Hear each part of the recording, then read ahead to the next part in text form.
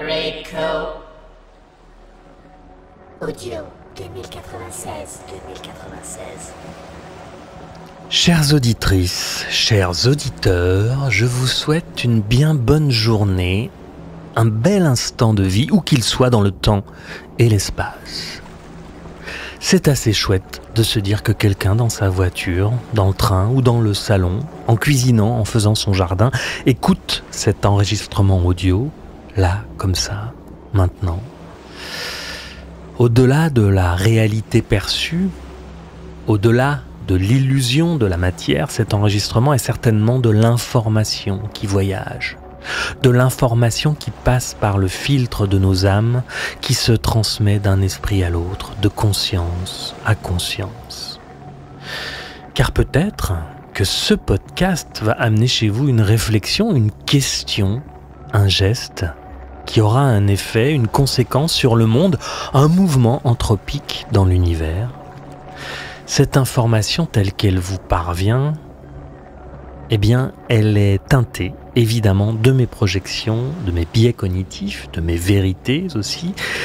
Et avant de passer par moi, elle a maturé longtemps dans le creuset alchimique d'un être dont la mission est de chercher et de transmettre sa rime. Cette information, donc, a été recueillie à Strasbourg chez Stéphane Schillinger. Moi, je prononce Schillinger.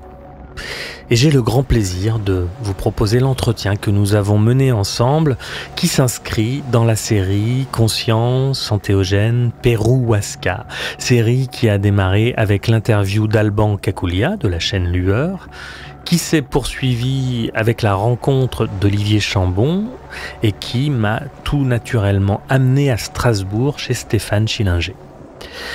Elle se poursuivra par le récit de mon voyage en Amazonie et de mon expérience personnelle lors d'une retraite que j'ai effectuée au Pérou en novembre dernier. Mon expérience entéogène personnelle, l'avant et l'après, car oui, il y a un avant et un après.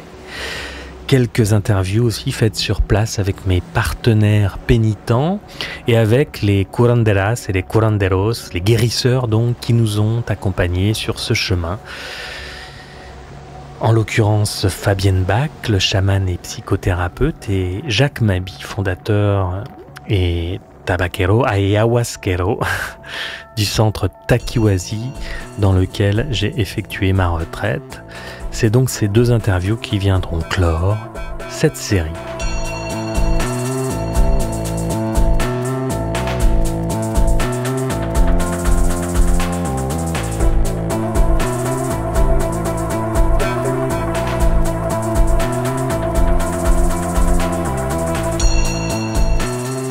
Stéphane Schillinger est auteur, c'est un vrai écrivain. Alors je dis un vrai écrivain parce que ses livres sont, en plus de leur pertinence sur les sujets qui nous intéressent, très bien écrits. Il est un des représentants avec Olivier Chambon du post-matérialisme tel qu'il est promu par chez nous. Ils se connaissent bien, d'ailleurs je vous conseille cette parution récente, Psychédélique entre science et conscience, qui est un dialogue entre ces deux personnalités. Alors sans plus attendre, on passe à l'info en direct, l'information en direct, celle dont je parlais dans cette introduction.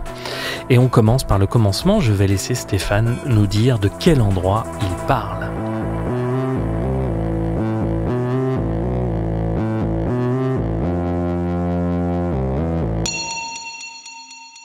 Waouh, c'est bon, on est parti pour 1 heure rien qu'avec cette question.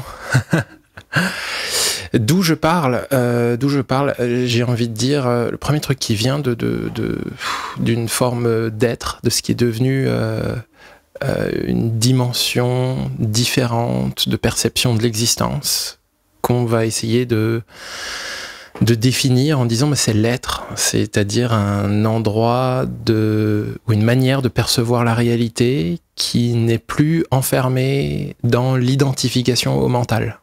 Ou qui essaye en tout cas. Et qui essaye.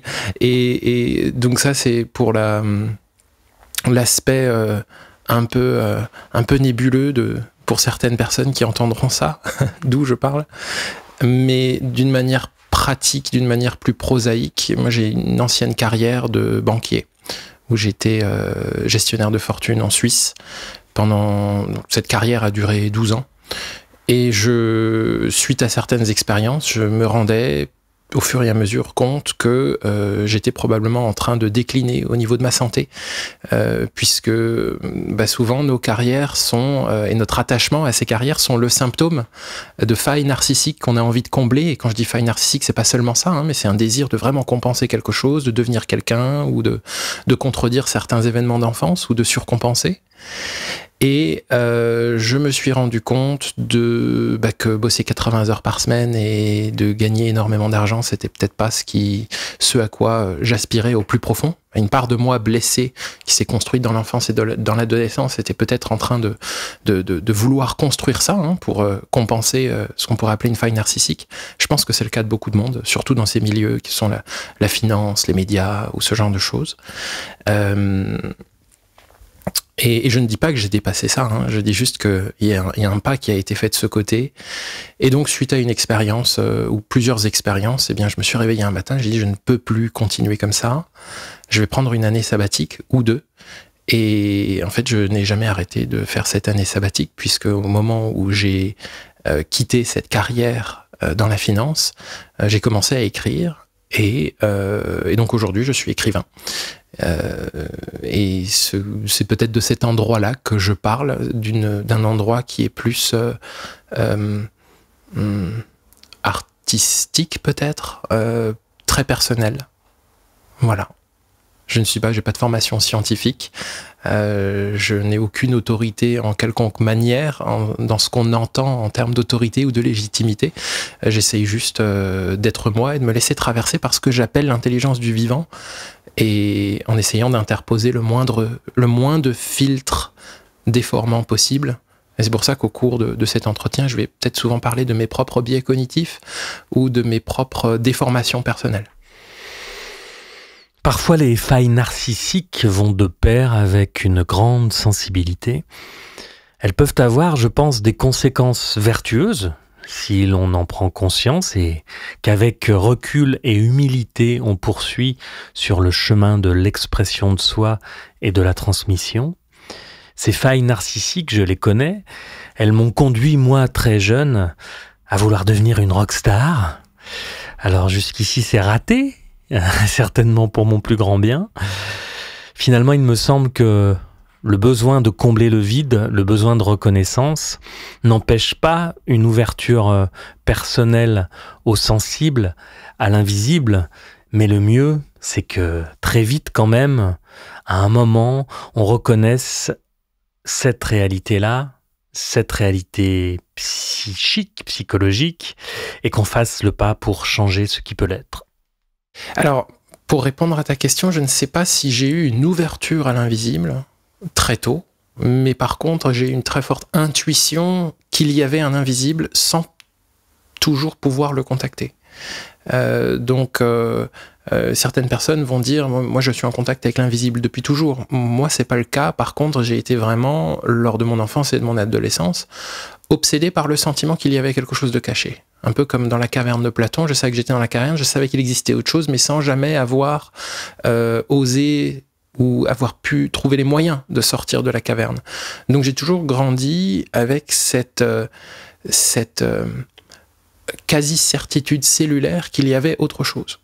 Et donc, dans mon adolescence et mon adolescence, et voire même mon stade de jeune adulte, j'ai beaucoup cherché à travers les religions, l'ésotérisme notamment, jusqu'à trouver ce que moi j'appelle aujourd'hui l'expérience directe, c'est-à-dire est-ce qu'on peut commencer à fermer les livres, à arrêter de passer des nuits à chercher sur Internet à travers des théories conspirationnistes ou complotistes et partir dans quelque chose qui est vraiment réel, c'est-à-dire je fais l'expérience directe du mystère, du divin, de l'au-delà, des autres dimensions, de l'invisible, appelons ça comme on veut. En tout cas, il existe autre chose que ce monde-là, et ce que j'aime bien faire, et que je rappelle finalement, je me rends compte à chaque entretien, c'est que ça fait déjà 5000 ans qu'on nous le dit.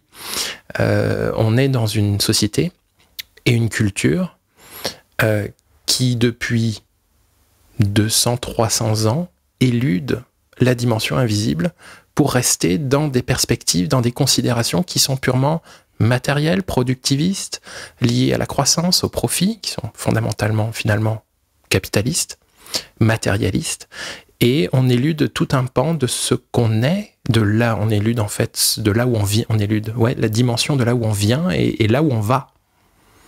Et ce qui fait qu'on est dans une précipitation dans la matière qui, je pense, a comme symptôme principal la distanciation de la nature, et on est dans un vortex descendant vers quelque chose de très matérialiste et qui donne la situation civilisationnelle dans laquelle, l'impasse, l'écueil civilisationnel dans lequel on se trouve. Et je crois qu'il faut un sursaut à cela, et qui peut prendre plein de formes, mais en tout cas qui me semble être en marche. Voilà.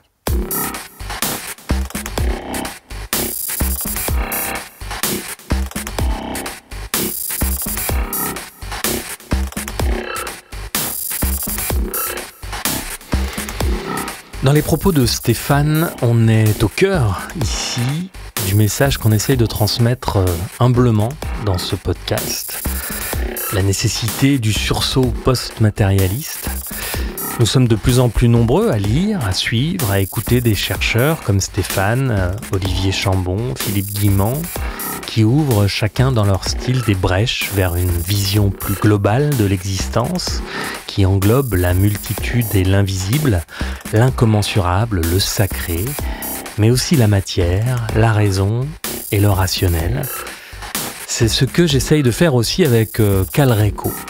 Revenir dans certains entretiens au concret social, politique, qui semble tellement loin des préoccupations spirituelles de la plupart des gens. Pourtant, ces préoccupations spirituelles sont essentielles et elles constituent l'être humain. C'est bien le problème, c'est difficile parfois quand on a affaire à des politiques ou à des gens qui sont vraiment très ancrés dans le matériel, d'avoir une discussion profonde, en tout cas qui touche à l'intimité spirituelle des gens. Ça me fait penser à une couverture de l'Express, le magazine, que j'ai vu en passant devant un kiosque, ou peut-être que c'était chez ma mère, je sais plus. Donc oui, cette couverture titrait « Ésotérisme, un essor inquiétant ».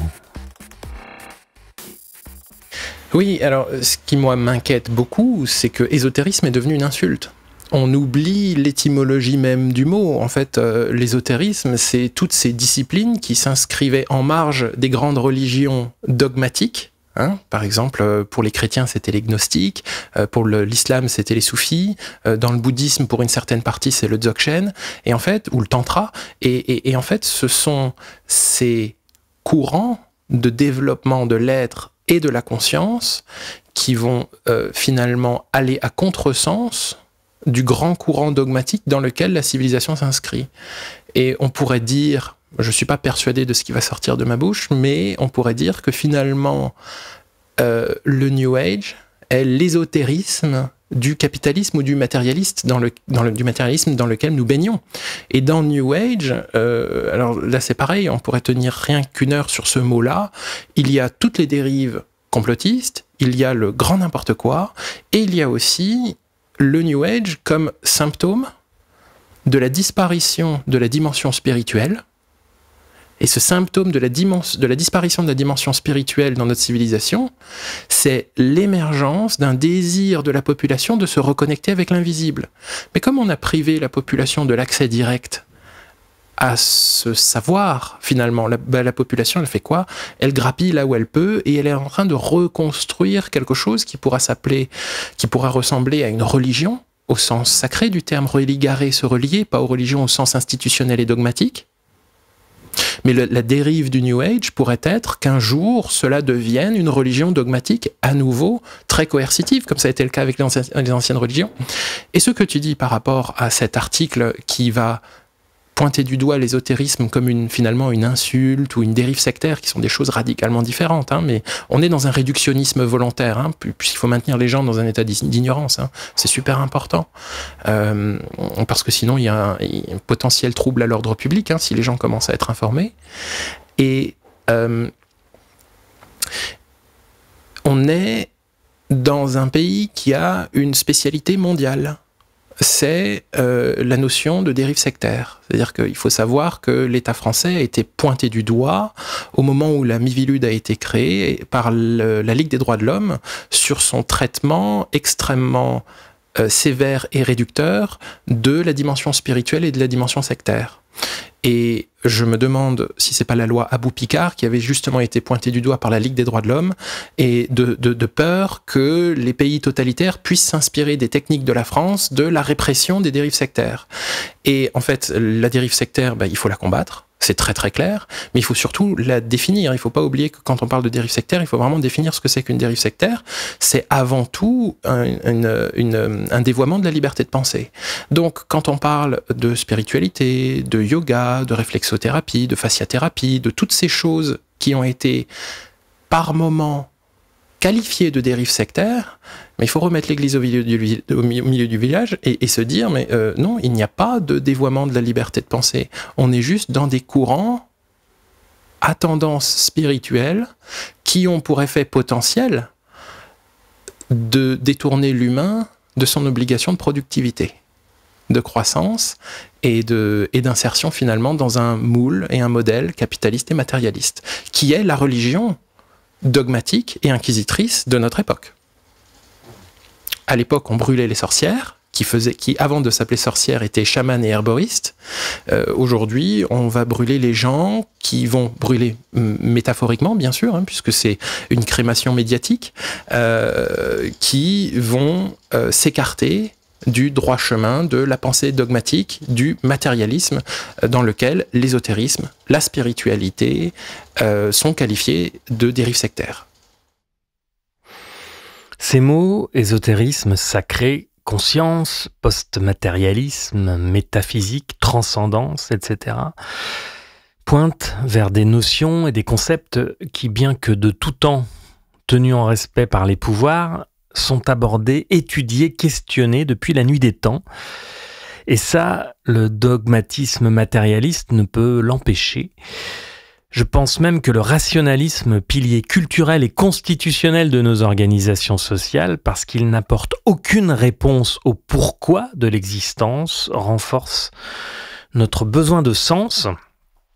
La proposition idéaliste, qui s'oppose au matérialisme dans la philosophie, tente, sous bien des aspects, avec bien des auteurs, de proposer des ébauches de réponses, mais la philo, comme la science, comme les maths, comme la sociologie, part avec un handicap. Elle évolue dans la 3D et ne peut utiliser que les idées et les mots qui ne peuvent être au mieux que des panneaux indicateurs vers ce qui ne peut se vivre qu'à travers l'expérience directe, comme le dit Stéphane Schillinger. Mais pour revenir aux mots, ceux-ci, ésotérisme, sacré, conscience, n'ont pas toujours été des gros mots, enfin, selon qui les prononçait.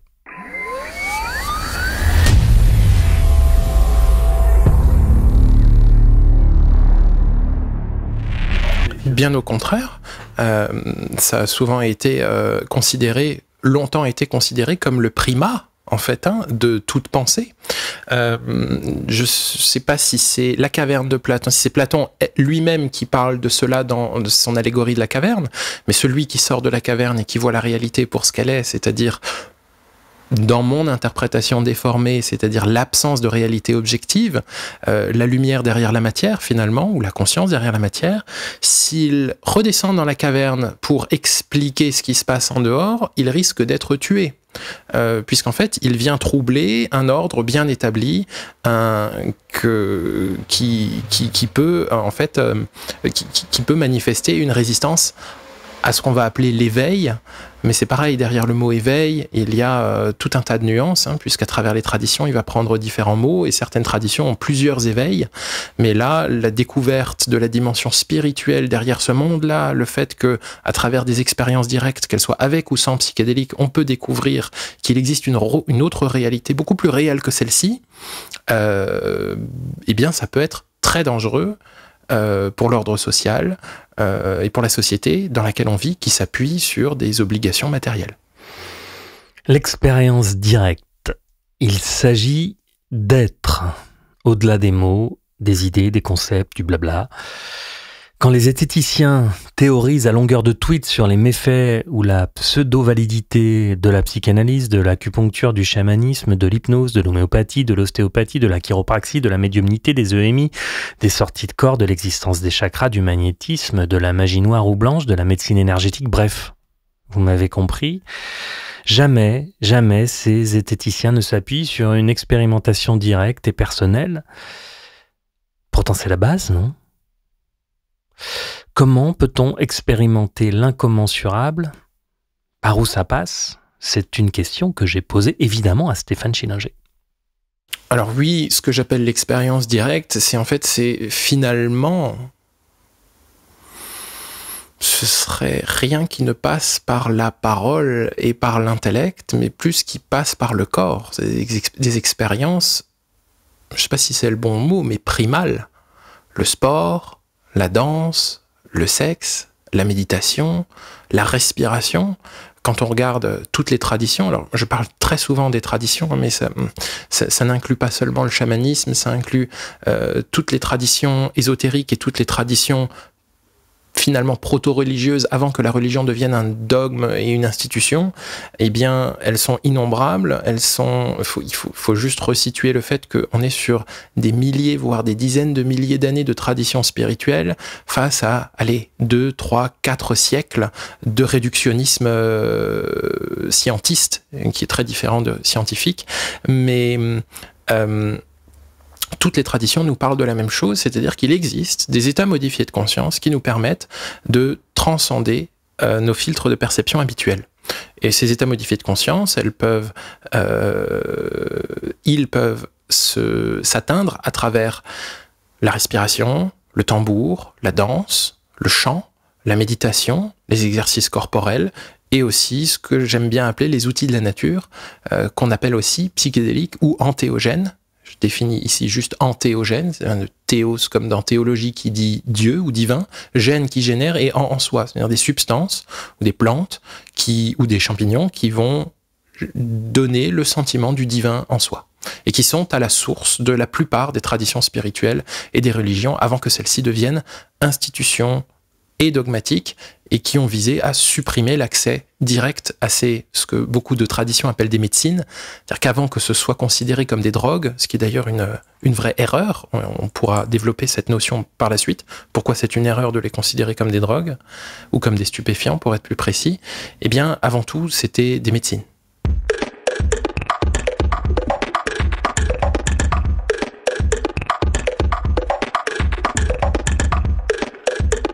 Allons-y, plongeons au cœur du sujet, c'est un peu le thème de cette série d'entretiens. Antéogènes, psychédéliques, plantes psychoactives. Et oui, alors pourquoi est-ce une erreur de les considérer comme des drogues ?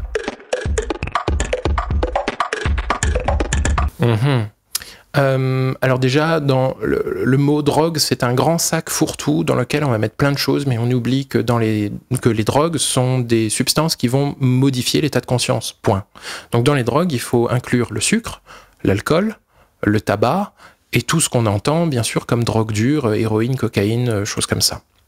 Mais aussi tout un tas de substances qui n'ont pas le même effet que celles que j'ai citées, qui ne sont pas là pour réduire notre perception de la réalité ou réduire notre niveau de conscience, mais qui sont là pour l'élargir, pour percevoir plus de choses.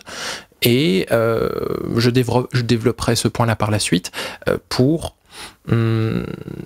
finalement avoir un aperçu de la réalité qui est moins pathologique que celui dans lequel la société, la civilisation dérive actuellement, et je pense qu'on est tous d'accord sur cette dérive, sur le fait qu'on avance vers un mur ou une falaise, et tout ce qu'on essaye de faire, c'est moduler de quelques kilomètres/heure la vitesse à laquelle on va percuter le mur. Mais il y a dans ce mot valise qui ne veut plus rien dire, la classification déjà de stupéfiant par l'État français, et la notion de psychédélique. Alors un stupéfiant, c'est drôle parce que il y a une liste de stupéfiants en France qui a été créée, je crois, en 71, et l'État a attendu 50 ans pour définir ce qu'est un stupéfiant. Donc on a une liste de produits interdits qui s'appelle stupéfiant, mais on n'a jamais défini ce que c'était qu'un stupéfiant. Et le Conseil constitutionnel s'est prononcé en février, et il dit, si je ne me trompe pas, un stupéfiant, c'est quelque chose qui crée un préjudice à la santé de l'utilisateur, et qui est addictif. De ce fait, incidemment, toutes les substances psychédéliques, c'est-à-dire qui agissent en l'occurrence sur le circuit sérotoninergique et qui viennent élargir notre champ de conscience, notre niveau de conscience, qui ne sont pas là pour réprimer les émotions mais les révéler, psychédéliques qui révèlent l'âme, eh bien, ces substances sont visiblement inscrites par erreur sur la liste des stupéfiants, puisque la science nous raconte, c'est pas moi qui le dis, ce sont des milliers d'études scientifiques qui nous racontent que ces molécules-là, psilocybine dans les champignons magiques, le LSD, la DMT dans l'ayahuasca, les armalines, etc., ne sont ni addictives, au contraire, elles combattent les addictions, entre d'autres choses, notamment la dépression, les troubles obsessionnels compulsifs, l'angoisse de fin de vie, enfin, c'est assez impressionnant le nombre de vertus dites thérapeutiques que la science démontre chaque jour. Donc elles ne sont pas addictives, elles combattent les addictions et elles ne causent quasiment aucun dommage sur la santé. Et quand je dis ça, c'est bien sûr comparativement à l'alcool et aux autres drogues dures. Et donc tout ça, c'est la science qui nous le dit, c'est pas moi qui l'affirme comme ça. Pour ceux qui souhaitent chercher, il suffit d'aller sur Google Scholar et de taper études scientifiques LSD et de voir ou études scientifiques psilocybine pour voir tous les travaux qui sortent quasiment toutes les semaines sur ce sujet-là. Voilà pour l'ellipse nécessaire pour venir préciser, sortir des réductionnismes au sujet des substances qui ont été classées comme ou drogues, ou stupéfiants, ou dangereuses, et qui factuellement, au regard de la science, ne le sont pas.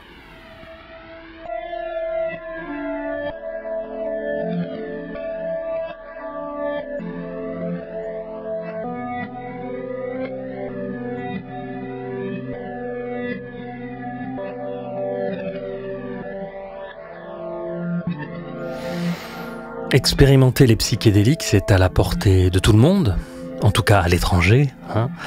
Mais y a-t-il une différence entre expérimenter de manière récréative ou festive et expérimenter en y mettant du sens, voire dans un but thérapeutique ?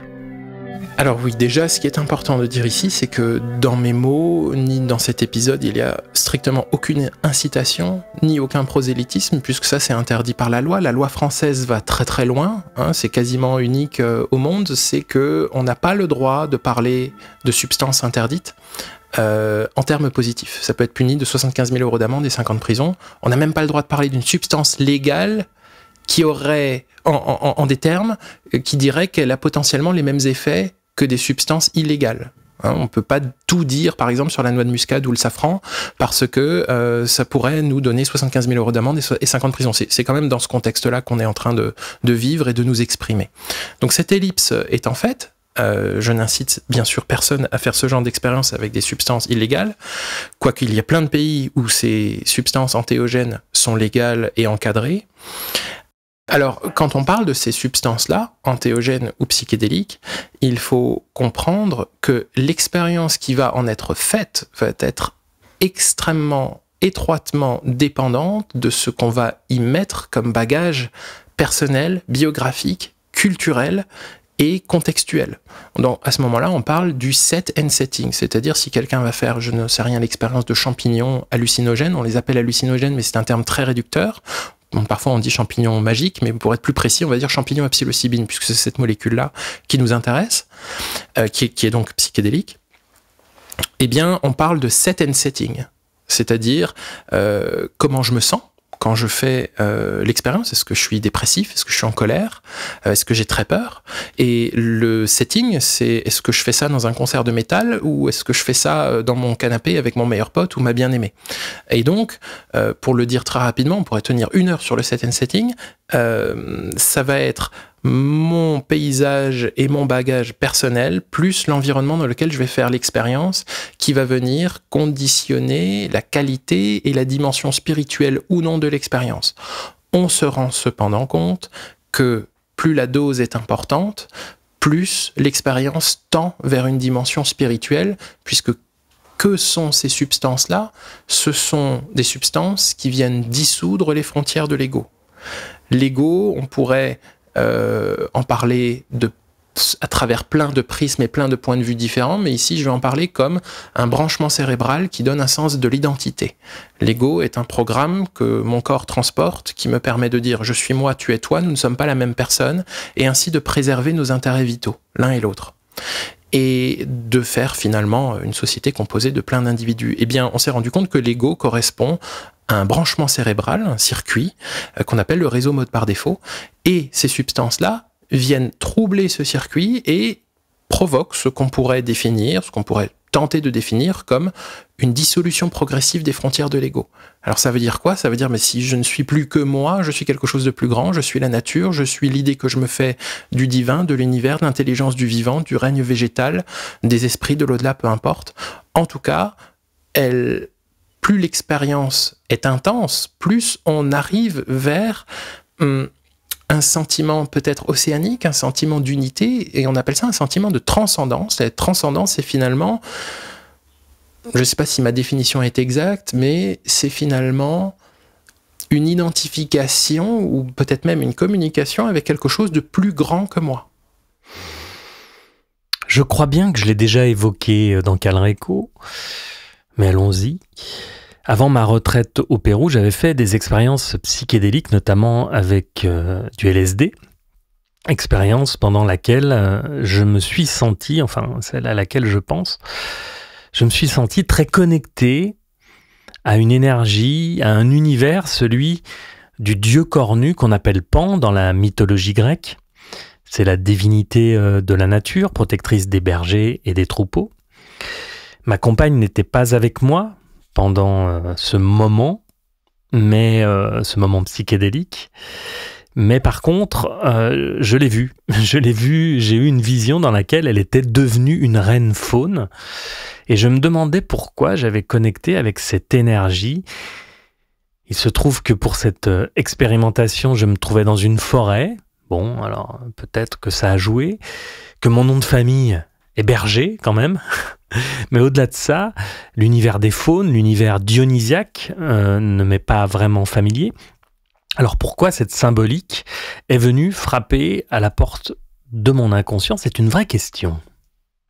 Alors, ce qui est intéressant de développer ici, et le questionnement est super intéressant, c'est voilà, j'ai fait telle expérience d'une expérience psychédélique, et il y a cet archétype ou ce symbole qui émerge. Est-ce que c'est lié à mon environnement? Est-ce que c'est lié à mon bagage personnel?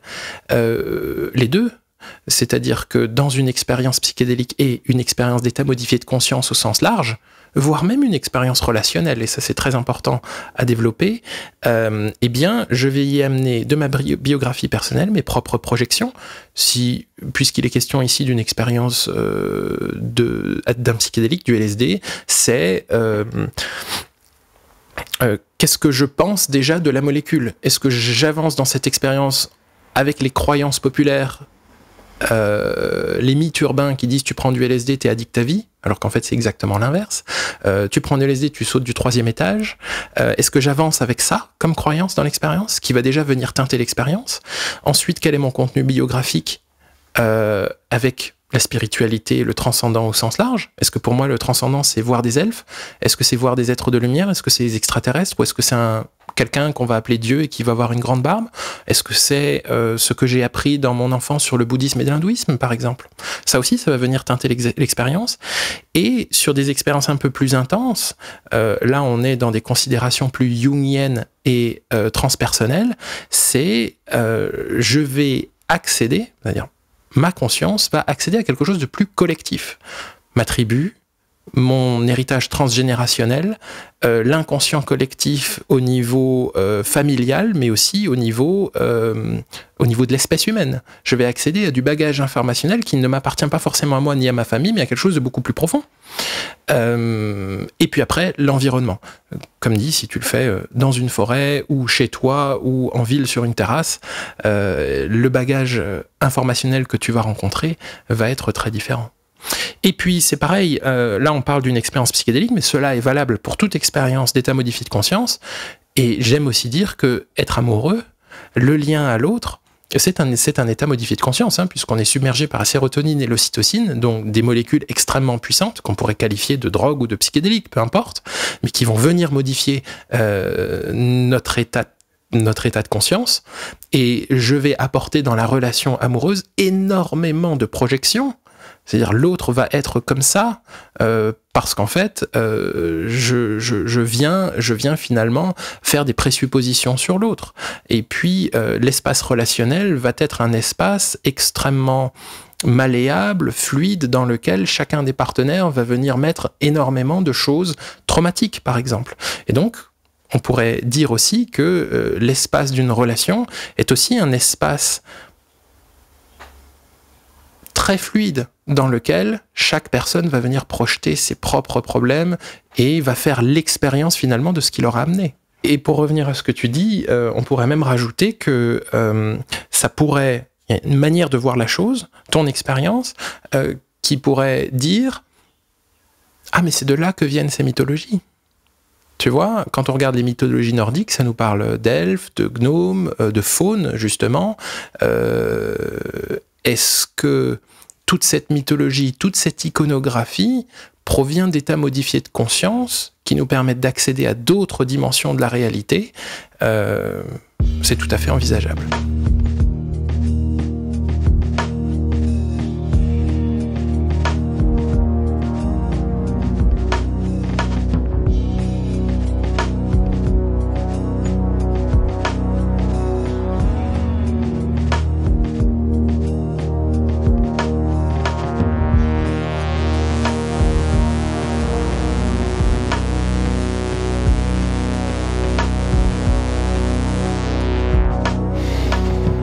Il y a un thème que je voulais aborder, c'est le côté transgressif des entéogènes. Dangereux pour le pouvoir, les entéogènes, au même titre que les soignants qui ont refusé la thérapie génique au péril de leur job, de leur situation sociale et financière. La dangerosité de la pensée post-matérialiste est-elle une réalité du point de vue du pouvoir ?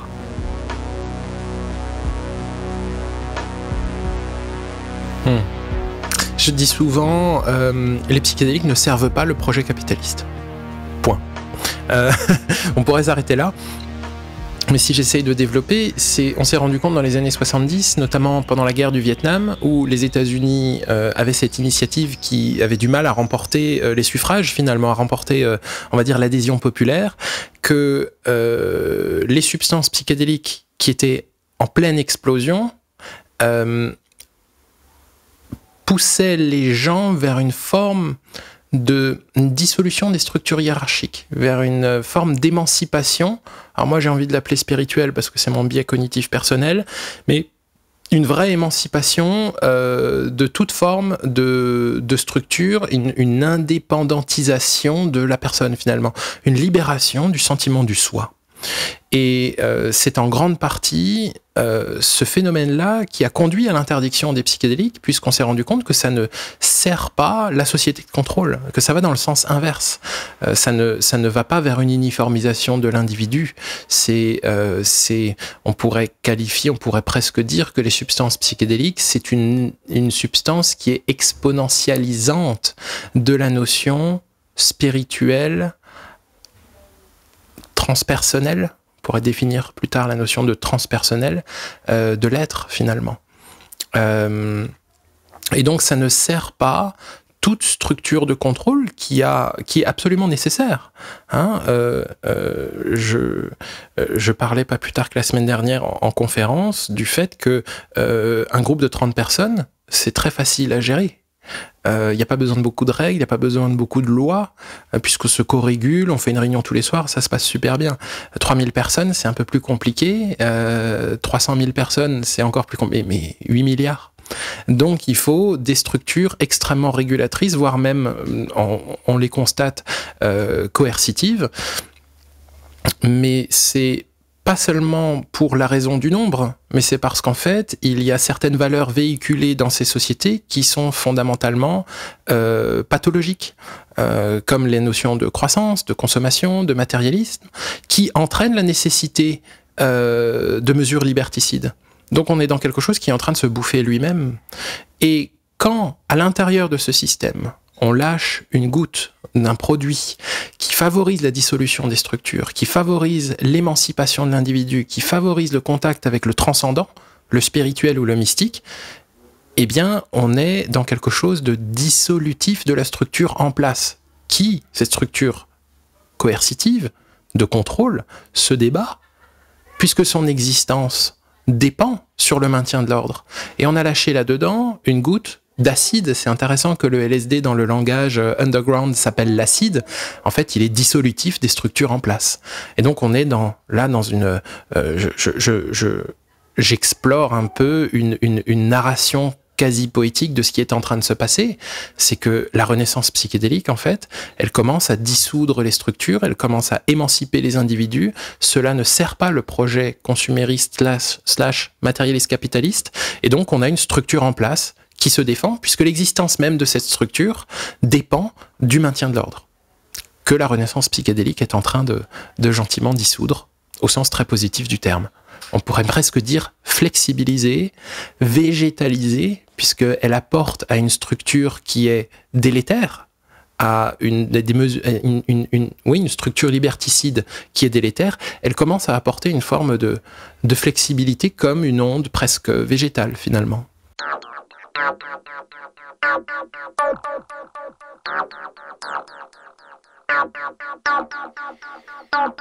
Ben oui, les pouvoirs ont peur. Il y a déjà les complotistes et les antivax à gérer. Ah mais ce sont les mêmes qui s'intéressent aux entéogènes, on n'est pas sorti de la grange. Oui, pour revenir donc sur cette interdiction, les molécules aux États-Unis dans les années 60-70 déjà étaient consommées dans les milieux hippies et contestataires, les molécules psychédéliques donc, mais également pendant la guerre du Vietnam, parce que certains soldats prenaient de l'héroïne ou de la cocaïne, l'héroïne pour supprimer la douleur, la cocaïne pour avoir le courage belliqueux du combattant. Mais il y a certains soldats qui prenaient des psychédéliques. Et à ce moment-là, le problème, c'est qu'ils ne voulaient plus faire la guerre. Alors Nixon a dit « stop, on interdit formellement ces substances ». Mais je voulais revenir sur le terme renaissance psychédélique. Ah, alors la renaissance psychédélique, si tu veux, ce qu'on appelle The War on Drugs, la guerre contre les drogues de l'administration Nixon au début des années 70, que Graham Hancock a renommé The War on Consciousness, une guerre contre la conscience, eh bien, elle commence à s'essouffler puisqu'on se rend compte des vertus thérapeutiques des psychédéliques, on se rend compte aussi du caractère délétère de la répression des psychédéliques, des drogues en général, hein, puisqu'on voit que les pays qui assouplissent largement les lois, en fait, ça donne lieu à une consommation qui est beaucoup plus intelligente et beaucoup moins dangereuse. Je rappelle que les psychédéliques ne sont pas interdits puisqu'ils sont dangereux, ils sont dangereux puisqu'ils sont interdits. Hein. C'est-à-dire que l'interdiction nous prive d'un accès à l'information, à l'accès à de bonnes pratiques, et donc ça va multiplier la mauvaise circulation de l'information et le mésusage. Hein. Et donc, on assiste depuis une vingtaine d'années à en l'occurrence, une renaissance qui part peut-être de l'intérêt de la science, du regain d'intérêt de la science sur ces molécules-là qui sous certains aspects, la science le démontre, sont beaucoup plus efficaces que certains médicaments en place, mais on est vraiment là dans des exigences de rentabilité. En l'occurrence, quelqu'un qui souffre d'alcoolisme, on préfère qu'il prenne du baclofène à vie plutôt qu'une vraie séance de LSD qui a des effets tout aussi efficaces, mais par contre, c'est pas du tout rentable. Donc, et surtout que le LSD va avoir des effets sur la vie de la personne qui, on l'a expliqué un peu plus tôt, ne vont pas dans le sens du projet social, qui nous mène vers une perte, hein, finalement, hein, vers la fin de la civilisation telle qu'on la connaît. Donc la Renaissance, c'est ça. C'est à la fois le regain d'une certaine communauté scientifique, portée par des intérêts capitalistes, malheureusement, mais aussi, et c'est là le double mouvement très intéressant qu'on peut un peu creuser, c'est aussi, selon moi, et je ne suis pas le seul à le penser, porté par un profond désir de renouveau archaïque finalement, c'est-à-dire ce par quoi le New Age en quelque sorte est porté, c'est-à-dire le désir profond de renouer avec le spirituel, avec le sens, avec le transcendant, qui est en fait un mouvement de contrepoids face à la dérive civilisationnelle dans laquelle on plonge. Donc il y a dans tout organisme qui est en train de mourir, il y a un sursaut de vie. Il y a comme une onde de survivaliste quelque part qui pousse dans un dernier effort à sauver les meubles finalement. Eh bien, je crois que c'est ce qui se passe aujourd'hui lorsqu'on constate l'émergence de mouvements spirituels qui sont très loin de dimension sectaire, dimension sectaire, c'est quelque chose ou la dérive sectaire, c'est quelque chose de très très très très très différent de la spiritualité. Et donc on constate des émergences spirituelles à travers le monde, à travers divers mouvements, mais aussi à travers, que sais-je, le yoga, la renaissance de tout ce qui est de l'ordre des techniques de respiration, des nouvelles disciplines autour de la danse, que ce soit la biodanza, que ce soit la danse des 5 rythmes, que ce soit... Il y a plein de disciplines comme ça qui émergent et qui sont pour moi le symptôme d'un sursaut du vivant vers ce qui lui manque le plus. Transcendance, spiritualité, l'humain, le vivant, la nature, l'intelligence du vivant. On va persévérer dans cette idée de transgression, de contestation du pouvoir. Les archétypes sur lesquels on s'attarde, en général, sont les révolutionnaires, les figures souvent de gauche, dont l'objectif est de redonner le pouvoir au peuple, marxiste, matérialiste donc. Se pourrait-il qu'on se rende compte bientôt qu'il faille déboulonner ces vieilles statues pour les remplacer par d'autres symboles qui prônent la libération spirituelle de l'individu? Et si la prochaine révolution était spirituelle? François Bégodeau. Vous connaissez François Bégodeau, j'en parle de temps en temps dans ce podcast, parce que je le lis et je l'écoute assez souvent, bien qu'il m'agace un peu des fois. François Bégodeau, donc en bon matérialiste marxiste, ne dit-il pas dans un de ses bouquins que Jésus était le premier anarchiste de l'histoire? Il ne croit pas si bien dire. Jésus était aussi certainement un chaman qui pratiquait le jeûne pour rentrer en contact avec le subtil. Le nom de Jésus-Christ a aussi une résonance étymologique intéressante. Christ, ce n'est pas le nom de famille de Jésus, mais c'est une fonction comme roi, président, charpentier. Christ est un mot grec, Christos, qui se traduit en français par oint et se dit en hébreu Messie. C'est donc quelqu'un qui a reçu l'onction d'huile sainte. Qu'est-ce que l'huile sainte ? Il n'est pas idiot de penser qu'elle ait un rapport avec les plantes psychoactives, mais il y a bien d'autres réflexions à mener autour des figures mystiques et philosophiques qui ont jalonné notre histoire. Oui, je vais essayer d'être concis. Alors déjà, quand je parle de ce monsieur, ou de cette figure, puisque je ne sais toujours pas s'il a existé, ce qui est intéressant, c'est qu'il existe dans un livre, un livre en fait qui est un condensé de plusieurs textes historiques, et dont ont été exclus d'autres textes historiques qu'on appelle les apocryphes, qui ont la même valeur historique que la Bible. Et donc, on a un gars, il y a 2 ans, qui fait des trucs un peu barges. Moi, j'aime bien parler de lui, parce que ça m'amuse beaucoup, en dehors de toute considération chrétienne et religieuse.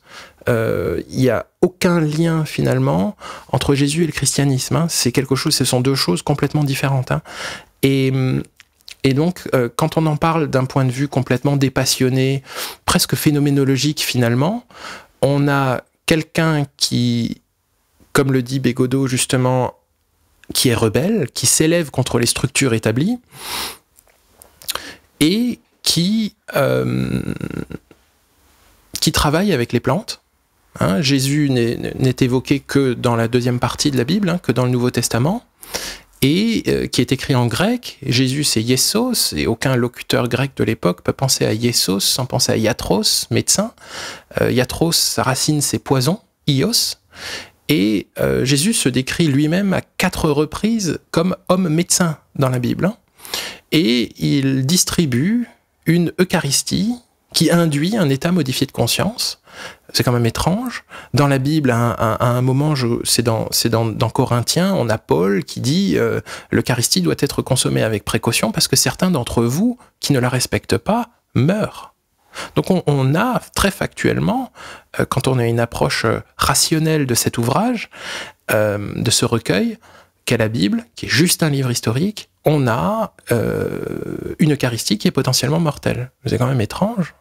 On a un auteur américain qui a vendu plus de 7 millions de livres, qui s'appelle Brian Muraresku, qui fait une enquête de 800 pages sur la dimension psychédélique de l'Eucharistie chrétienne, et qui explique que c'est probablement l'explication la plus probable que le christianisme aujourd'hui c'est 2,5 milliards de followers, mais que comment est-ce que un gars paumé dans le désert on en arrive à une religion planétaire qui n'a aucun lien avec son souhait à cet homme-là qui a hypothétiquement existé. Eh bien, l'interprétation de cet auteur, dans lequel je m'inscris pleinement, mais je suis pas le seul, hein, on est de plus en plus nombreux, puisqu'on a quand même de plus en plus de preuves factuelles, à mesure de certaines disciplines, comme l'archéochimie ou l'archéobotanique. L'interprétation, c'est qu'en fait, l'Eucharistie était psychédélique, et quand on tire un petit peu ce fil que l'histoire nous tend, eh bien, on se rend compte que quasiment toutes les traditions spirituelles ont eu recours à des substances qui élargissent les états de conscience. C'est le cas du bouddhisme, c'est le cas de l'hindouisme, c'est le cas du védisme surtout et du zoroastrisme à la source des grandes religions. Donc là, on est une vingtaine de siècles avant le fameux Jésus, où en Inde, on a le védisme, qui, avant de devenir l'hindouisme, avait donné naissance au brahmanisme. Et le védisme, en son centre, avait un breuvage qu'on appelle le soma, et qui donnerait, soi-disant, en tout cas quand on lit le Rig Veda à l'intérieur des Védas, qui est la Bible du védisme, pour ainsi dire, donne accès au divin et donne accès à une notion d'immortalité. Je reviendrai plus tard à la notion d'immortalité. Et au même moment, allez, quelques siècles d'écart, hein, sur une frise chronologique très longue, hein, quelques siècles, c'est quasiment simultané. On a dans le berceau du zoroastrisme, la Perse et qu'on connaît aujourd'hui sous le nom de l'Iran, on a donc cette religion, le zoroastrisme. Au sein de cette religion, donc on a l'Avesta, qui est la Bible du zoroastrisme. Au sein de l'Avesta, on a un petit livre qui s'appelle le Yasna et qui parle d'un breuvage qui est Aoma. Aoma, Soma, une certaine proximité phonétique. Et ce breuvage donne accès à Zarathustra, qui donc boit Aoma, donne accès à des enseignements divins, il discute avec la plante. Et au sein du zoroastrisme, on a une plante Dieu. Plante et Dieu, c'est la même chose, exactement comme Soma. Soma est à la fois un breuvage et à la fois Dieu. Et au même moment, en Grèce, on a ce qu'on appelle les cultes à mystère, qui sont des véritables institutions qui font passer des rituels, des initiations psychédéliques de masse. Aujourd'hui, les spécialistes considèrent qu'il y a au moins 1 million de personnes qui sont passées par les mystères d'Éleusis, qui ont perduré 20 siècles. Je ne sais pas si on se rend compte, hein, 20 siècles, mais c'est complètement incroyable, hein, une institution proto-religieuse, non dogmatique, purement initiatique, qui dure 20 siècles. Et donc Platon y est passé, Cicéron, Épicure, les empereurs romains, Marc Aurèle, ils sont tous passés. Hein. Donc tous les grands penseurs sur lesquels notre savoir occidental s'appuie, hein, que ce soit la géométrie, les mathématiques, la philosophie, sont passés par une expérience psychédélique. Il y a de très fortes suspicions. Et la communauté scientifique aujourd'hui s'accorde, hein, il y a consensus sur ce fait que le breuvage qui était servi à Éleusis était constitué notamment d'ergot de seigle. L'ergot de seigle, un champignon Claviceps purpurea qui pousse sur plusieurs céréales, contient du LSD. C'est de là qu'est synthétisé le LSD en 1938 par Albert Hofmann. Et donc, on peut s'en rougir aujourd'hui, mais avec un petit sourire quand même, se dire que tous ces philosophes et tous ces grands penseurs sur lesquels notre civilisation s'appuie sont passés par une expérience très forte de LSD qui confère l'immortalité. Alors ça, c'est magnifique, mais qu'est-ce que ça veut dire en fait? C'est quoi l'immortalité? Ça veut pas dire que moi, tel que je suis, je vais vivre 1000 ans, 10 000 ans, 1 million d'années ou jusqu'à l'infini. C'est pas ça. C'est qu'en fait, les états modifiés de conscience intenses, principalement ceux induits par les psychédéliques et les antéogènes, ayahuasca, LSD, champignons hallucinogènes, quand ils sont consommés dans le bon cadre avec la bonne intensité et la bonne intention, nous permettent d'accéder à un état modifié de conscience qui se situe au-delà de l'enveloppe physique et du sens de l'ego. Et on se rend compte que finalement, on ne meurt jamais. C'est-à-dire que même quand mon corps n'est plus fonctionnel, même quand le sens du moi qui me définit, qui fait que je suis en mesure de te parler, disparaît, eh bien je continue à vivre. Et en fait, l'immortalité dont nous parlent le bouddhisme, l'hindouisme, le védisme, le zoroastrisme, les cultes à mystère, quasi toutes les religions du monde s'appuient sur cette notion de transcendance, sur cette notion de perduration, est-ce que le mot existe, de l'âme après le corps physique. Eh bien, c'est cela, c'est cette promesse d'immortalité, c'est-à-dire quand je meurs, finalement, je ne meurs pas. Voilà. Et au sujet des mystères d'Éleusis, il y a cette phrase qui est « Si tu meurs avant la mort, eh bien, tu n'auras pas à mourir quand tu meurs ». C'est ça, la notion de l'immortalité dont toutes les traditions spirituelles nous parlent. C'est l'accès par la sensation, par la conscience, d'une manière extrêmement tangible et ferme, au fait qu'il existe autre chose que ce monde-là. La mort n'existe pas. Pas la mer, la mort. Vous vous rappelez de cette chanson? La mer n'existe pas. Papa, papa, papa. Je sais plus qui chantait ça. Bref, la mort n'existe pas. Je me suis époumoné dans ce podcast à le dire à mes invités transhumanistes, Marc Roux et Frédéric Balmont, que j'ai reçus. Les entretiens d'ailleurs que nous avons réalisés avec eux sont évidemment disponibles sur YouTube, Spotify, Apple Podcast, etc., etc. Je voulais savoir si le transhumanisme était un sujet sur lequel Stéphane s'était penché.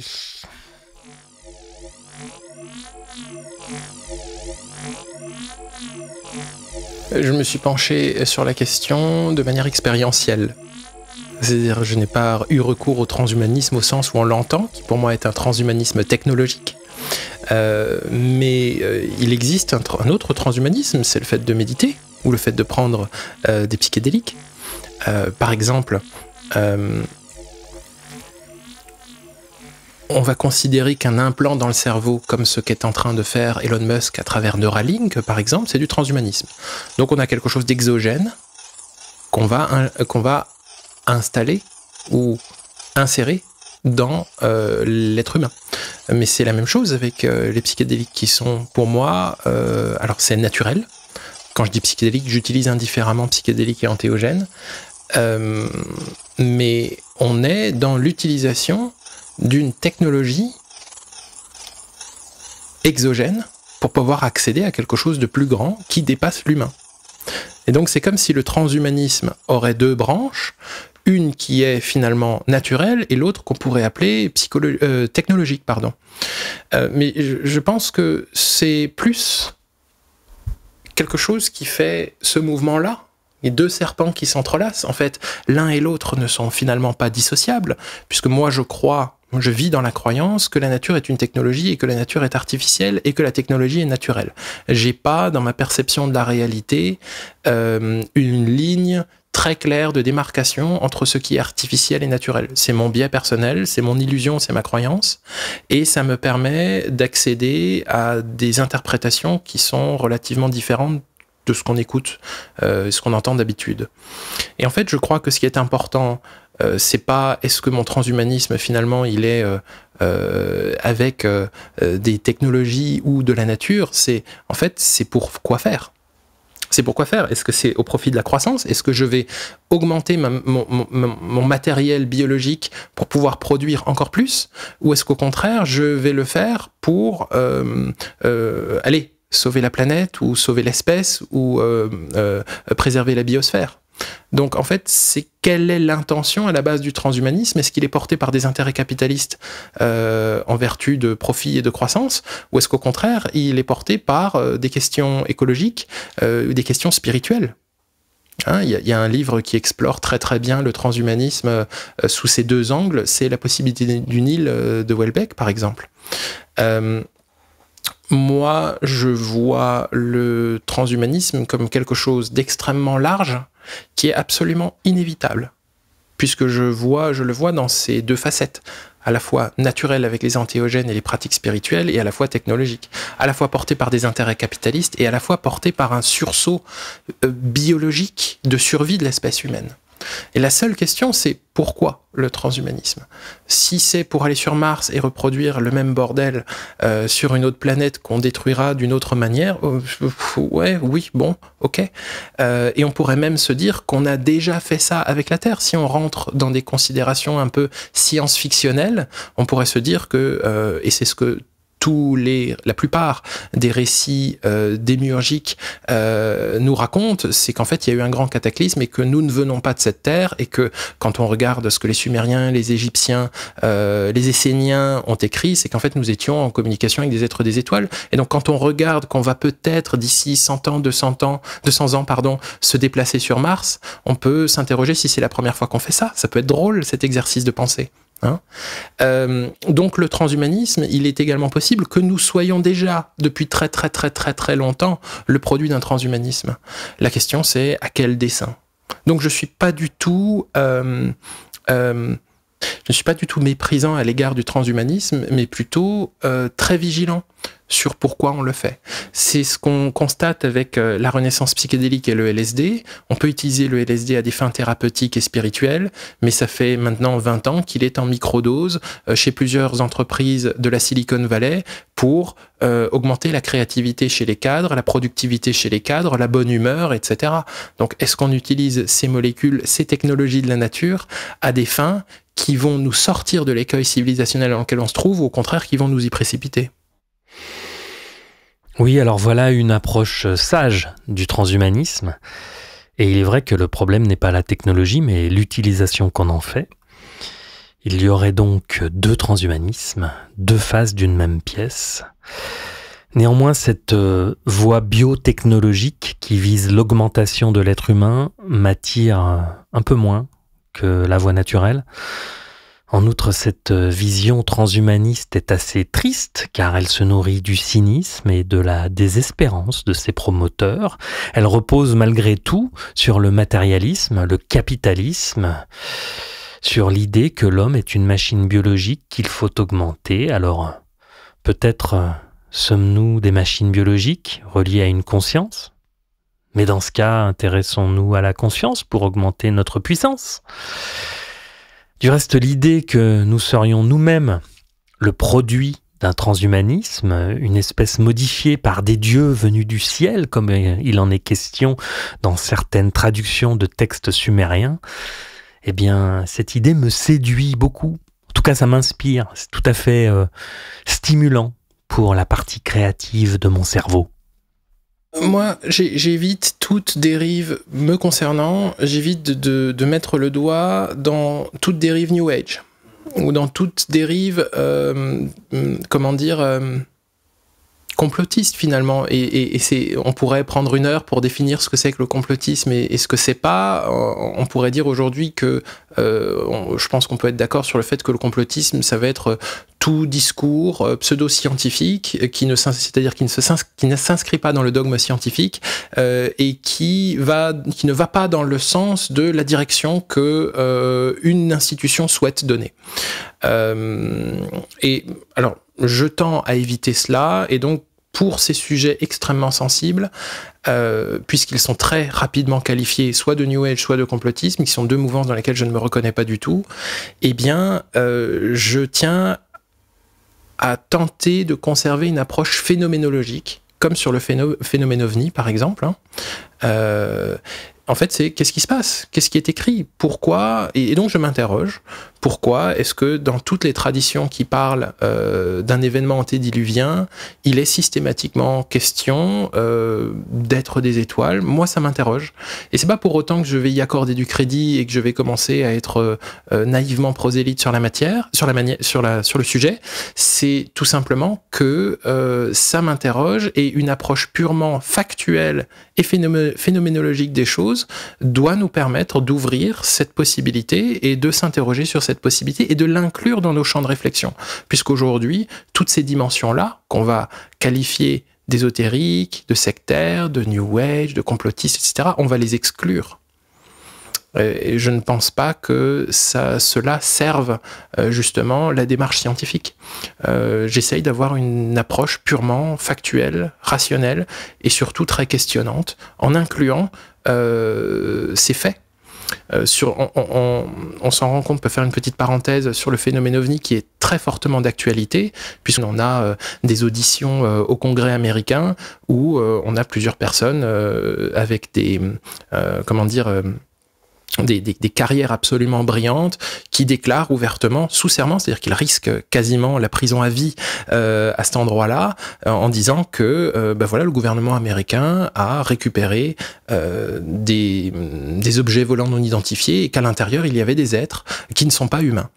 Et donc, ça se passe en ce moment même. On n'en parle quasiment pas en Europe, mais aux États-Unis, on ne parle que de ça tous les soirs en prime time.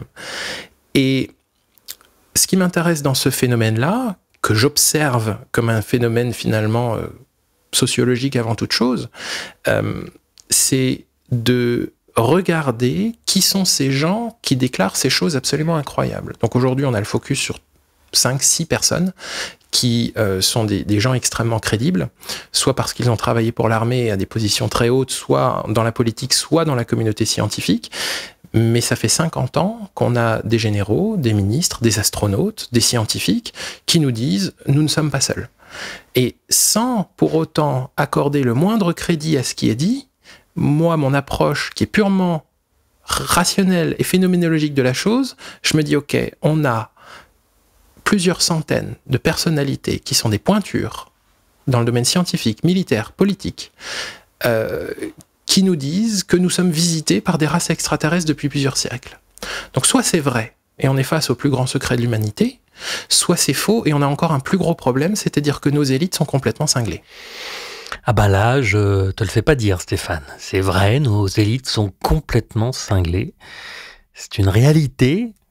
Bon là, je parle de ceux qui ont le pouvoir de dire et de faire, comme dirait Michel Maffezoli. L'une des conséquences de la décadence de cette caste au pouvoir, c'est la perversion du système médiatique, une perversion qui induit un discrédit systématique des élites, des vraies cette fois, des élites scientifiques, à partir du moment où celles-ci produisent un contre-discours.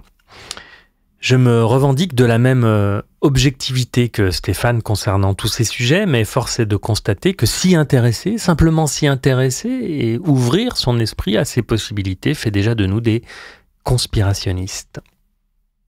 On est sur un spectre entre matérialisme extrême et idéalisme extrême.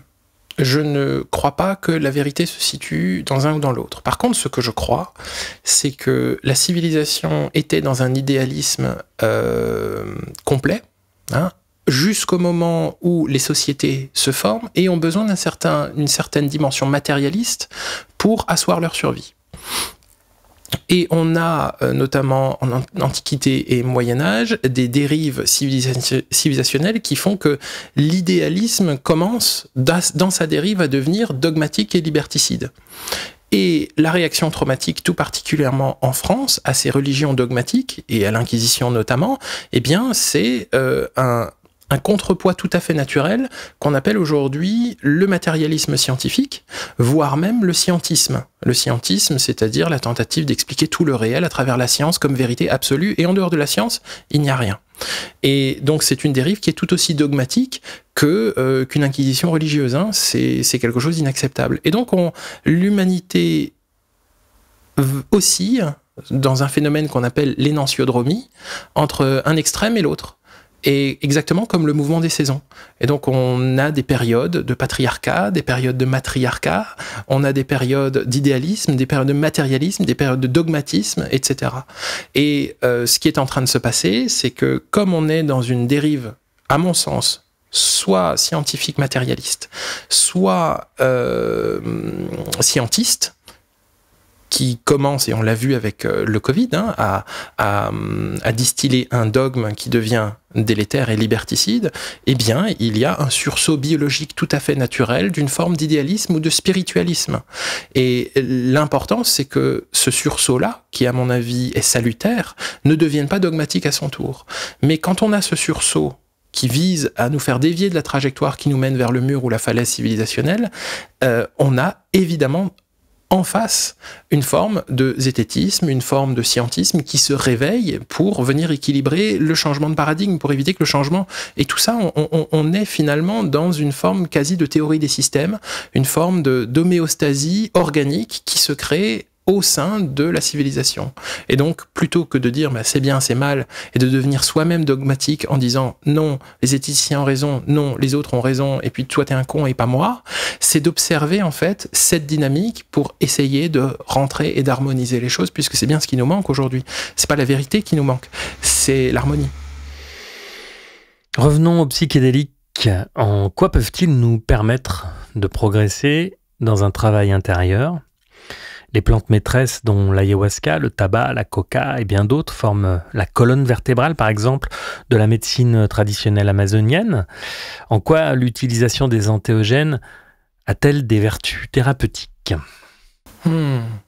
C'est plutôt une question qui devrait être répondue par la... C'est plutôt une question qui va concerner... l'approche scientifique finalement. Les études scientifiques nous montrent les vertus thérapeutiques de ces substances. Mais il y a dans la démarche scientifique un biais ontologique qui consiste à vouloir et à devoir faire du réductionnisme sur des situations globales pour pouvoir les analyser indépendamment et tirer des conclusions et maîtriser son environnement. Donc, on a quelque chose et comment dire scientifique, qualifié de scientifique à partir du moment où c'est mesurable et reproductible. Sauf que il est très compliqué de maîtriser des états mystiques, par exemple. Donc on va avoir des expériences psychédéliques qui sont monitorées dans le cadre d'études scientifiques, et parfois on va avoir des états mystiques qui sont mesurables par un questionnaire, et parfois pas. Et donc c'est très compliqué d'aller maîtriser la corrélation entre vertu thérapeutique et expérience mystique. Il y a plus d'une quinzaine d'études aujourd'hui qui démontrent une corrélation évidente entre expérience mystique, /transcendante, /spirituelle, et atténuation des symptômes dépressifs. Ce qui, dans ces études-là, était ce qui était recherché. Et donc, la corrélation étant établie, il est très difficile pour une démarche scientifique et aussi peu profitable pour une démarche capitaliste et big pharmacologique que de favoriser des états spirituels qui vont avoir des effets thérapeutiques mais qui ne vont pas dans le sens du capitalisme qui finance ces études-là. Donc on est dans un vrai, je ne sais pas comment on pourrait appeler ça, mais une forme de cul-de-sac. Et donc, qu'est-ce qui se passe dans le développement de la médecine psychédélique ? C'est qu'on va dissocier la dimension spirituelle, mystique, transpersonnelle des effets thérapeutiques. En tout cas, c'est la direction qu'on veut donner. Et aujourd'hui, on a des sociétés qui valent déjà plusieurs centaines de millions de dollars, qui visent à supprimer la dimension psychédélique des molécules psychédéliques. C'est fabuleux. Et c'est là où on arrive dans une approche purement mécaniste de la médecine ou de la science. On souhaite qu'on prenne un jour un psychédélique comme on prend un Doliprane. J'ai une dépression, donc je prends du LSD, et donc ça va se soigner. Mais en fait, c'est pas du tout ça. Puisqu'on l'a vu plus tôt, il y a une importance capitale, fondamentale, du set and setting. Comment je me sens et comment... et dans quel contexte je le fais. Si je vis une expérience psychédélique dans un cadre scientifique, entouré de gens en blouse blanche, dans un laboratoire, sans mes proches, sans accompagnement psychologique. D'ailleurs, est-ce que l'accompagnement psychologique, est-ce qu'il est mesurable ? Est-ce que, etc., etc., etc. Est-ce qu'il se passe entre moi et mon accompagnant durant l'expérience psychologique ? Comment je le maîtrise scientifiquement ? Comment je le mesure ? Comment je le reproduis ? C'est d'une complexité extrême, bah forcément, puisqu'on est au-delà de ce que la science est en train de mesurer, est capable de mesurer et de reproduire. Donc, tout ce qui est au-delà de ce qui est mesurable et reproductible, on va l'éluder pour en extraire ce qui va nous intéresser d'un point de vue rentabiliste. C'est-à-dire, je vais prendre une molécule et je vais voir, en dehors de tout cadre spirituel et émotionnel, finalement, quel effet ça va avoir. Et donc, on a des résultats sur la dimension thérapeutique des psychédéliques qui sont très en deçà de ce qu'ils peuvent produire, puisqu'on a éliminé, on tend à éliminer toute la dimension transcendante et spirituelle de la chose. Et donc quand tu me demandes en quoi est-ce que ces substances, ces cadeaux de la nature peuvent être thérapeutiques, eh bien dans la manière dont on les utilise. Puisqu'on l'a vu, c'est le setting a une importance capitale. Est-ce que je fais ça chez moi, entre amis? Est-ce que je fais ça dans un hôpital avec des néons qui clignotent? Ou est-ce que je fais ça pour aller me défoncer la gueule dans un concert de techno? On aura 3 résultats différents. Et malgré cette volonté d'éluder toute la dimension spirituelle et transcendante de l'expérience psychédélique, pour qu'elle devienne contrôlable, mesurable, reproductible, on arrive quand même à des effets thérapeutiques. Mais sous un prisme qui est purement mécanique et matérialiste, alors que la notion de guérison, on ne le voit pas dans le podcast, mais je mets les guillemets autour de guérison, eh bien, je crois, je vis avec la conviction qui va rejoindre celle des grandes traditions spirituelles qui n'ont pas 200 ans, mais des milliers, voire des dizaines de milliers d'années. Elle est fondamentalement spirituelle, transcendante, mystique, transpersonnelle.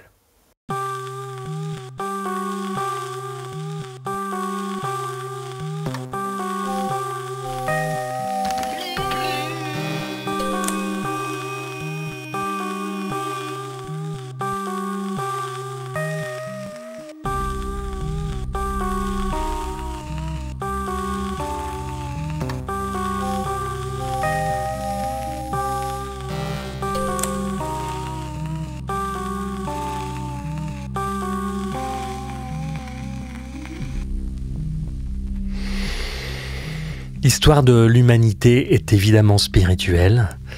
Les Lumières et le rationalisme à la base de nos institutions, c'est finalement très récent. Le 21e siècle sera-t-il spirituel? La citation que l'on prête à Malraux va-t-elle se révéler juste? On n'y est pas encore à la fin du 21e siècle, mais oui, il nous reste du temps. Alors on va se projeter, comme on le fait dans chaque épisode de Calreco, parce que pour écrire mon histoire du futur, je vais puiser l'inspiration où elle se trouve, dans l'air, dans mes lectures, dans mes expériences et bien sûr dans ces entretiens que j'ai grand plaisir à mener. Nous sommes donc en 2096, c'est à cette époque que vit Calreco, mon héros. Que se passe-t-il? Comment avons-nous évolué sur les plans sociaux, politiques, écologiques, économiques, philosophiques et spirituels?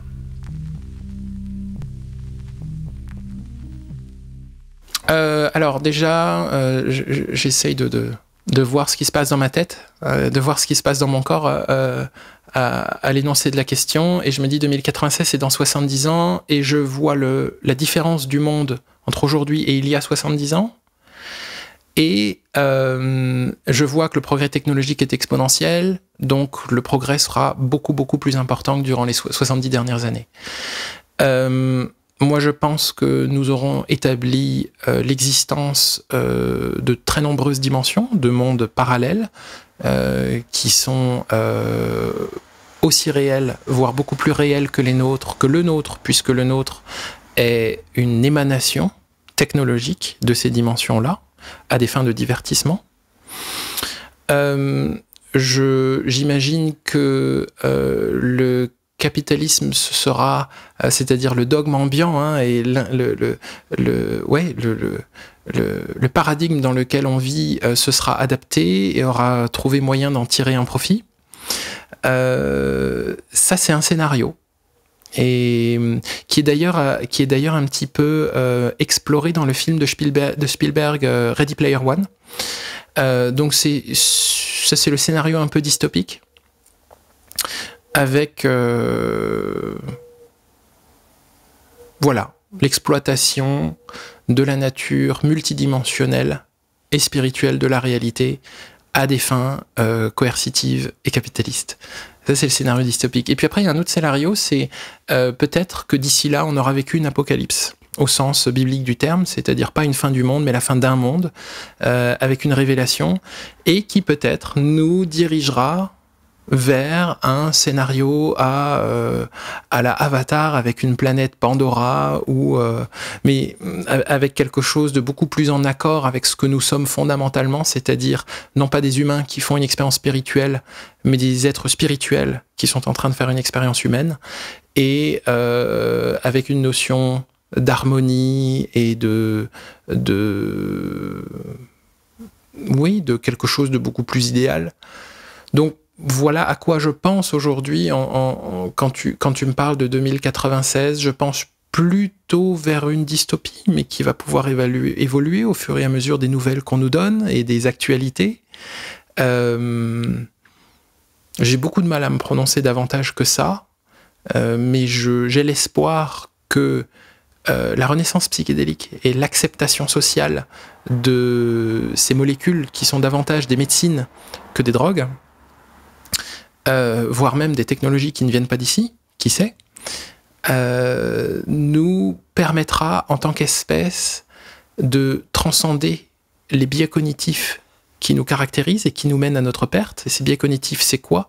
C'est la perception de la nature et du vivant comme un ennemi, comme un danger qu'on a objectivé pour servir des endroits humains qui sont traumatiques, plutôt que de grandir dans un écosystème. On a créé un écosystème où l'homme est au sommet d'une pyramide, et je crois qu'on peut transformer ça. Il y a un mème sur Internet qui montre ça, hein, de from égoïsme to écoïsme.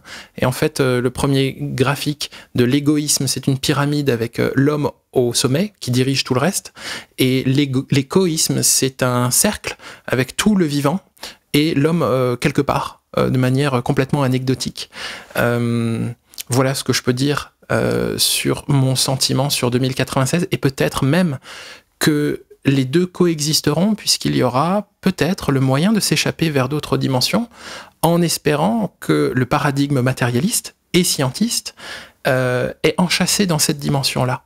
Puisqu'en fait, c'est quoi un paradigme matérialiste? C'est-à-dire que c'est une idéologie, un paradigme qui ne peut exister que quand on lui voue une forme de loyauté et de croyance. Si tout le monde s'en détourne, plus rien n'existe. Et donc en fait, on est sur un paradigme qui est sur notre plan de la réalité, et comme c'est déjà le cas notamment avec la DMT ou avec l'ayahuasca, il y a la possibilité de transcender cette réalité pour aller vers quelque chose que les utilisateurs décrivent comme beaucoup plus réel que notre réalité, que les bouddhistes, les hindouistes ont déjà décrit comme un empilement, un millefeuille de dimensions. Eh bien, il existe, et la science nous le démontre aussi très récemment, la possibilité de changer de dimension quand on change le branchement de notre cerveau, de nos circuits neuronaux, quand on modifie le mode réseau par défaut, eh bien, on accède à d'autres plans de réalité. Et les études scientifiques nous montrent que le contenu phénoménologique de l'expérience de la DMT, en fait, c'est qu'il existe une réalité supérieure à la nôtre, dont la nôtre n'est qu'une émanation. D'ailleurs, il est intéressant de voir que nous sommes en train de créer des dimensions inférieures avec les métaverses et les jeux vidéo. Il est intéressant de voir que la fonction de ces choses-là, c'est de la distraction. C'est qu'on va pouvoir faire dans ces jeux vidéo ou dans les métaverses quelque chose qu'on n'arrive pas à faire, c'est de la jouissance. On essaye de fuir cette réalité pour pouvoir jouir d'autre chose, de plus de liberté. Eh bien c'est pareil, peut-être que notre dimension à nous n'est en fait le métaverse que d'une autre. Et en 2096, peut-être qu'on sera tous complètement immergés dans le métaverse, puisque la qualité d'un métaverse ou d'un jeu vidéo est proportionnellement corrélée à sa qualité immersive. Quelque chose est très bon et très intéressant quand c'est complètement immersif, quand on oublie d'où on vient, quand on oublie ses soucis. Eh bien, peut-être que dans 70 ans, en 2096, on sera dans le métaverse et on sera en train de se demander s'il existe une réalité en dehors du métaverse. Des dieux, des créateurs, peut-être des programmeurs informatiques, on ne sait pas, on ne comprend pas, et il existera dans le métaverse un easter egg qui nous permettra de sortir du métaverse. Et bien dans notre métaverse à nous, dans cette réalité, il existe un easter egg qui s'appelle la DMT, qui est cette molécule qui est étudiée aujourd'hui scientifiquement de manière extrêmement sérieuse et qui permet à des gens d'aller rencontrer d'autres entités, d'autres dimensions. On est là, par contre, pour le coup, on n'est pas du tout dans la science-fiction. On est dans quelque chose qui est mesurable et reproductible scientifiquement, qui est en pleine émergence. Plusieurs centaines de milliers de personnes en ont déjà fait l'expérience, et je pense que ça peut vraiment changer la face du monde, qu'une petite molécule peut changer la face du monde. Ce qui est super intéressant, c'est que cette molécule, la DMT, diméthyltryptamine, est un psychédélique endogène. On le produit par notre glande pinéale, nos poumons et peut-être d'autres organes on ne le sait pas encore, par des exercices de respiration, qu'elle est libérée dans le cerveau au moment du décès, ce qui donne potentiellement, possiblement, les expériences de mort imminente. En tout cas, le contenu phénoménologique d'une expérience de mort imminente est très proche du contenu phénoménologique de la DMT. Et ce qui est très étrange, c'est que absolument tout le vivant, chaque être vivant, contient de la DMT. Les chats, les chiens, les rats, la plante qui est en face de moi, n'importe quel arbre contient de la DMT. On ne comprend pas aujourd'hui le fait qu'il existe une molécule qui est présente absolument partout, qu'on n'a toujours pas compris à quoi elle sert, et par contre, quand on l'ingère, on sort de cette réalité pour rentrer dans une réalité qui est beaucoup plus réelle que la nôtre, qui reboucle, dont la phénoménologie reboucle parfaitement avec les récits religieux et spirituels, et que la science est en train de démontrer. Donc, il est possible que cette molécule change le monde.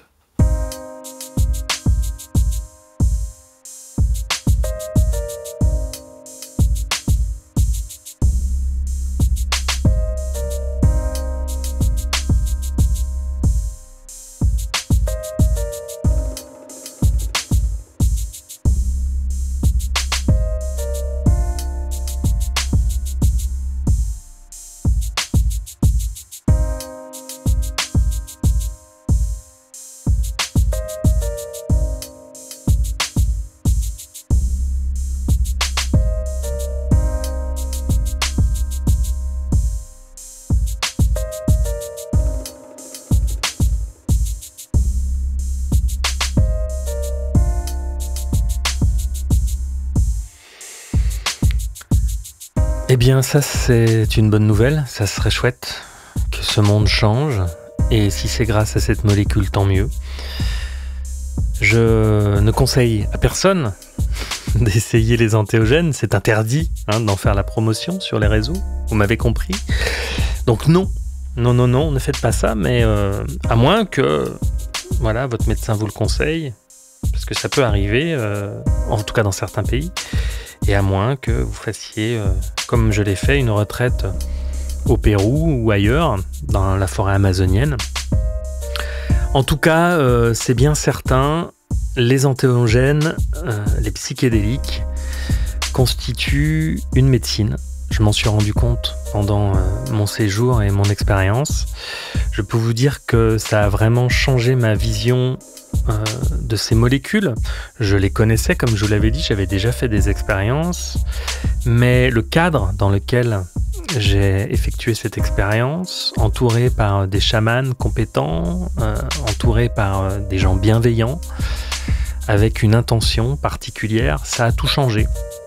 Donc voilà, je pense vraiment que ce que dit Stéphane Schillinger est une réalité. Cette molécule est peut-être, ces molécules sont peut-être une des chances que nous avons de passer un palier civilisationnel, de changer le monde, de le voir différemment, d'en voir l'immensité, l'incommensurable, et de comprendre qu'il y a une multitude de dimensions et d'univers autour de nous, que nous ne sommes rien et qu'il faudrait que nous revenions à un peu plus d'humilité et de connexion avec ceux qui nous entourent, avec la nature.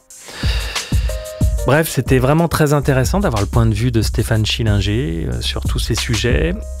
Je trouve qu'il est vraiment très très pertinent, il a une analyse qui lui est propre et c'était vraiment chouette de partager ce moment.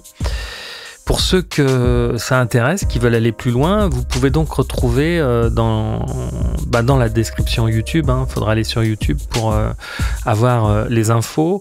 Donc une liste de livres écrits par Stéphane Schillinger, dont le dernier qui est sorti, un dialogue avec Olivier Chambon, qu'on a rencontré également. Si vous nous suivez, vous savez que cet épisode est sorti un peu avant. Donc je vous conseille ce bouquin qui s'appelle Psychédélique entre science et conscience.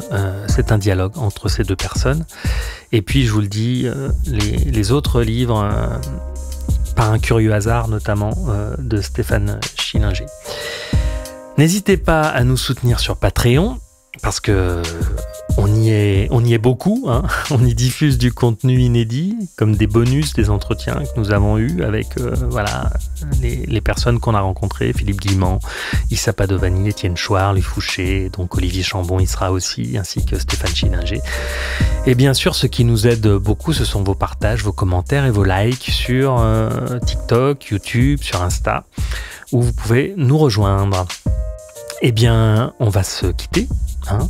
Comme d'habitude, d'ici notre retour, respire, reste conscient et surtout, n'oublie jamais que tu vas mourir.